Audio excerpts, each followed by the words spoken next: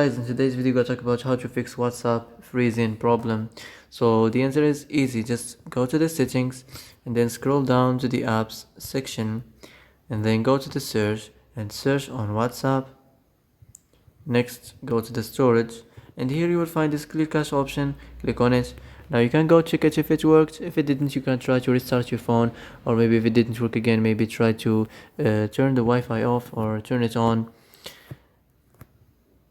And if it didn't work again, maybe try to clear data, but be careful. When you clear data, all your WhatsApp's data will be deleted, all the messages and the chats and the media. So be careful if you wanna clear your data.